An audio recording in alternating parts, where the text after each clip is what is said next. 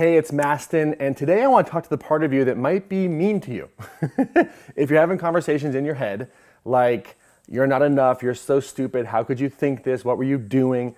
All of us have a part of us we call the inner critic, and the inner critic is that part of you that is just mean to you. You probably say things to yourself that you would never say to anybody else, even people you don't care about too much, right? So I want to talk to that part of yourself today, that's that inner critic, because when you're critical of yourself, it's one thing to have a high standard. It's one thing to, have the desire for excellence, right? But the inner critic really doesn't serve a purpose in, productivity. It doesn't serve a purpose in helping you find your purpose. It doesn't help you make your life better. It's there, it holds you back, right? And a lot of us learned growing up in childhood to be perfect, to get A's, whatever it might be, and that perfectionism has gone too far. It's gone way too far into this inner critic. So if there's a part of you that's being hard on yourself, if you're in blame or guilt or shame or whatever it might be, I got a message for your inner critic today. So here's the message. Dear inner critic, please be kind to yourself today. Please know that you are trying the best that you can.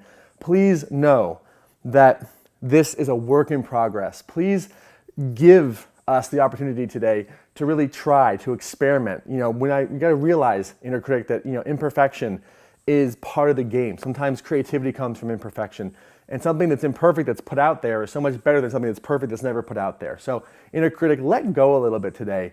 Today you can really decide to give us some room to be able to explore and to grow and to learn from our mistakes, and to know that any mistake that we've ever made is really just an opportunity to learn, to grow, and to have compassion. So let us have compassion for ourselves today. Don't be so hard on yourself. Don't have it be something where everything has to be perfect in every single order for you to be happy, because things are never going to be perfect. So can you loosen your grasp today? Can you turn that criticism into praise?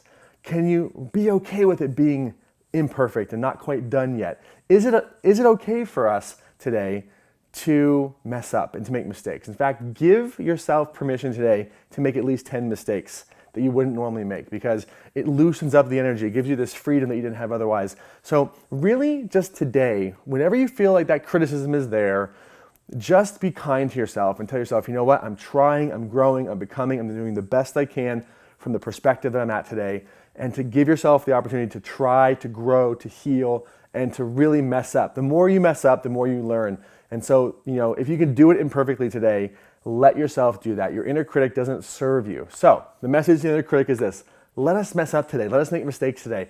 Forgive us for making mistakes and learn the lesson. And I say us, I'm talking about to you and our inner critics. This is a conversation that we're having here. So the idea is, be kind to yourself, be gentle to yourself. It's okay to get it imperfect. It's okay to mess up. It's okay to have imperfection in your life. In fact, we are all imperfect. And when you admit this, you can stop being so darn hard on yourself and start loving yourself right where you are, imperfect and all.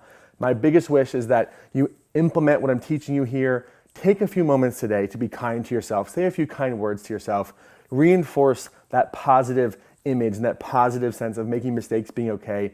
Know that it's okay to do things imperfectly, and get moving into your purpose. Because when you do things imperfectly, you create incredible momentum. You move forward.